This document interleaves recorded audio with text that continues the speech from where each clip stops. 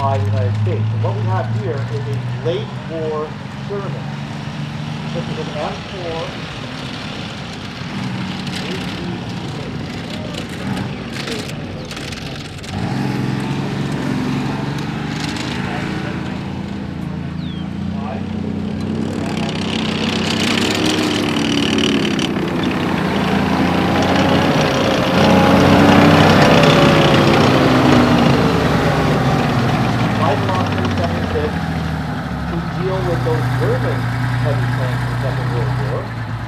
So it definitely could deal with the Soviet area T-34-85. It's almost the Cold War gone hot here in Korea. So most advanced Sherman that was ever made by the Americans. The earlier ones had cast steel hulls, but the Easy Eight had the largest gun, had a fast traverse turret. It had stabilization on the gun, which is a new technology. What is stabilization? That means that as the vehicle is moving over terrain, it can stabilize the gun so that it can...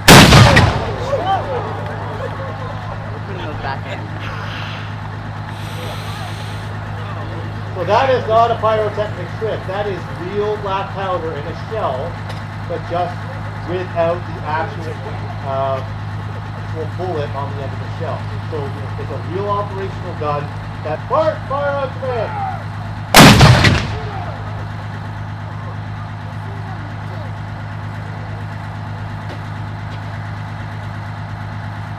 Inside, the loader is actually loading the shell into the gun. You can see the commander there.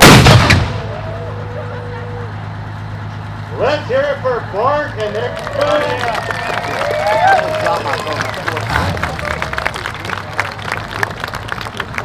If you weren't awake during the show, I'm sure you are now. All right, Bart, roll out.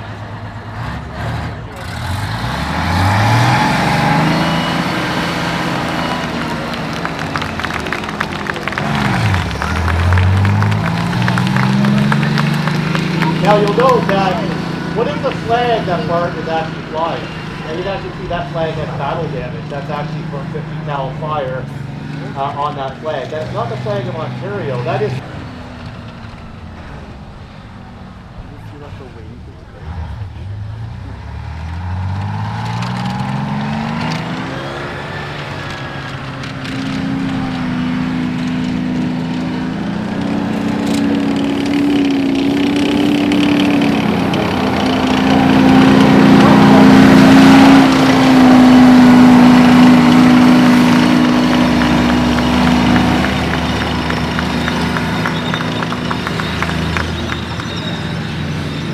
So the Canadians and the Americans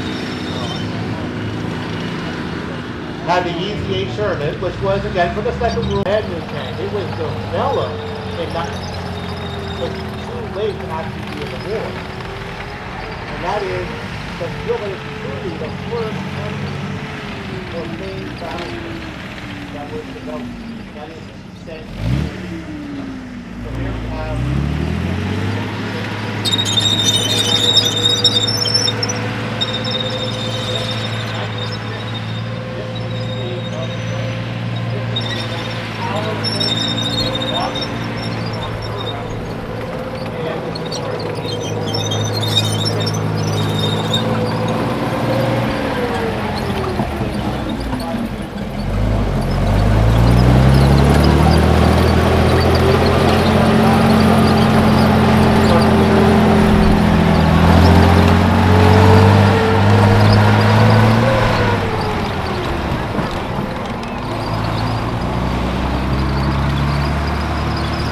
what you're also experiencing right now is the only remaining running Centurion tank in Canada.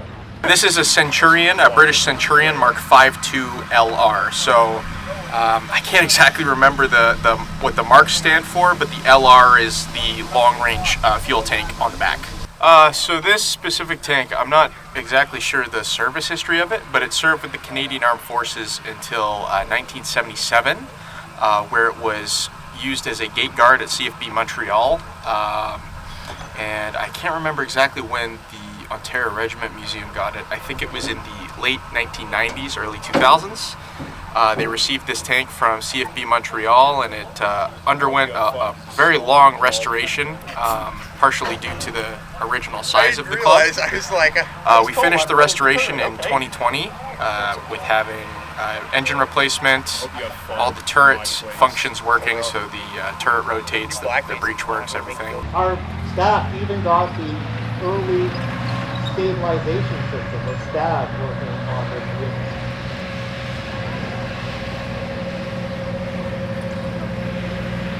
So what's the main battle tank after the Second World War, like the vehicle countries started developing Second World War.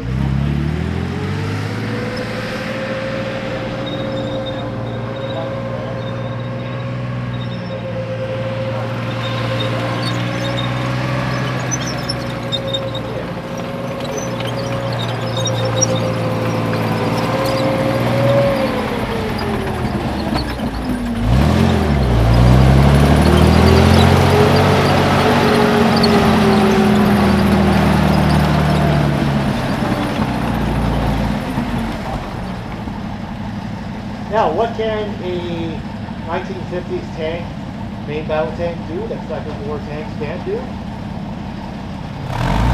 They can pivot.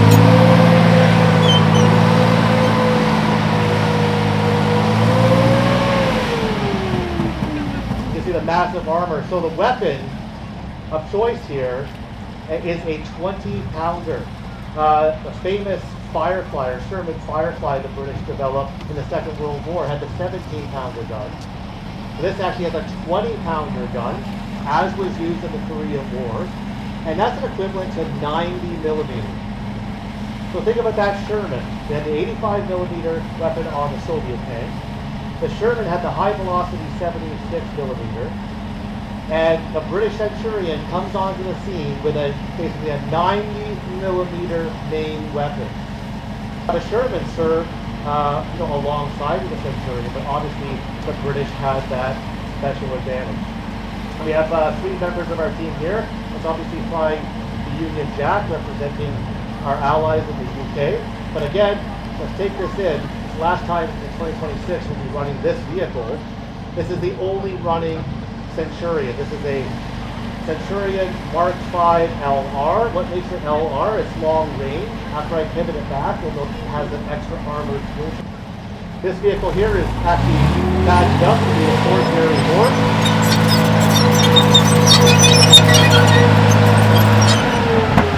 Obviously, everyone was so impressed with the Centurion that, now, let's hear it for the Centurion and the Centurion crew.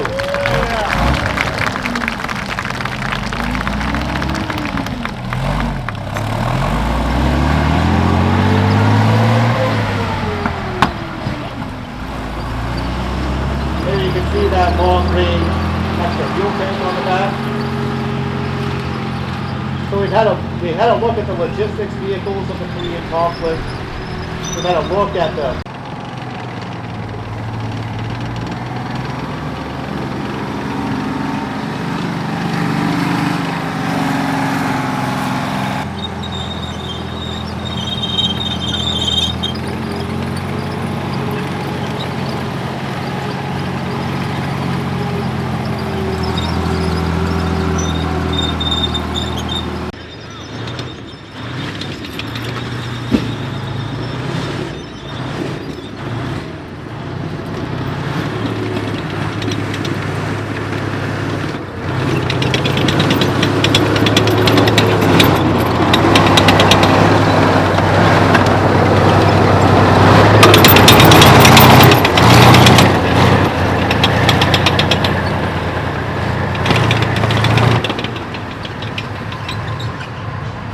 Well, it was purchased from over in Europe, but this particular vehicle served fought the Japanese in World War II in the Manchurian campaign.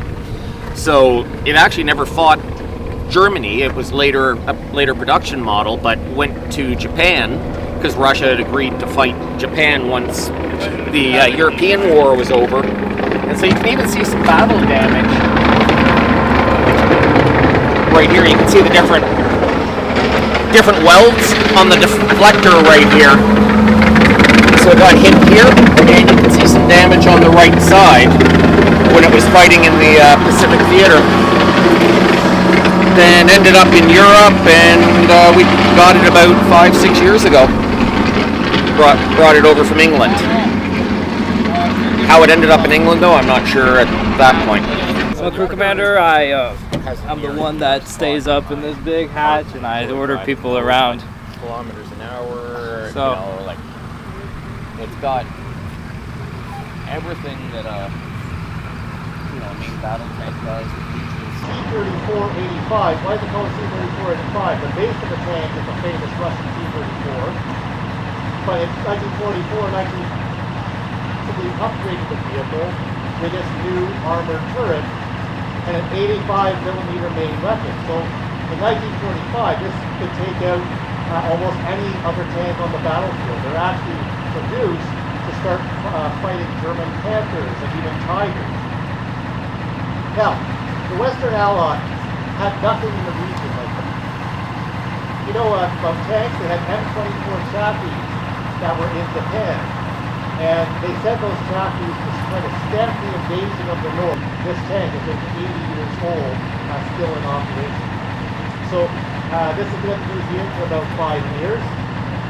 And we have our crew in here. It's very difficult to drive. We got Scott McQuillan, he's a retired member of the Ontario Regiment, our local regiment here. He's driving the T-34.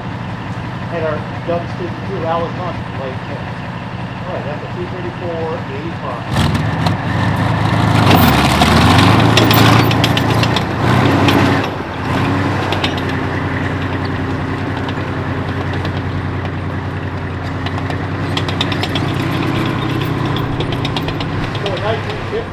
North Koreans, with their massive armies supplied by the Soviet Union and also by China, with Soviet-era equipment from the Second World War, like the T-30. That's the mobility of mechanized forces to move quickly with tanks and mount and keep that artillery support very close. This is an M7 V1 self-propelled Howitzer.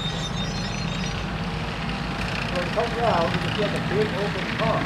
Very interesting.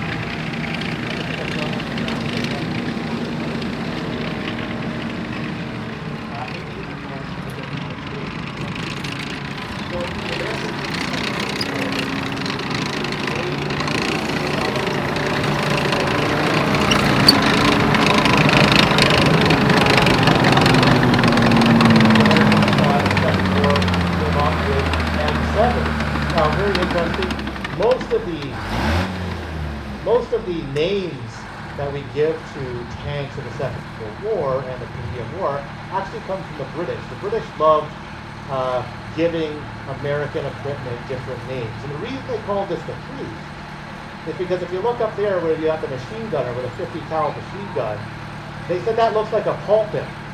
Well, that World War technology being repurposed for this conflict in Korea using what we had in modified.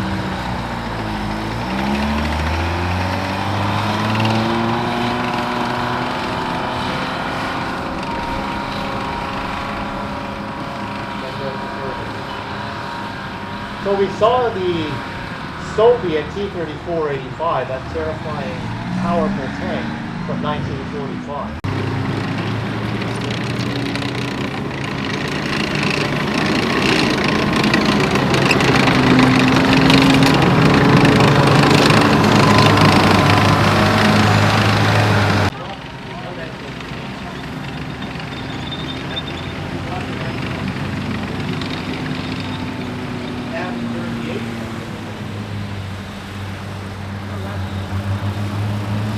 Canadian, John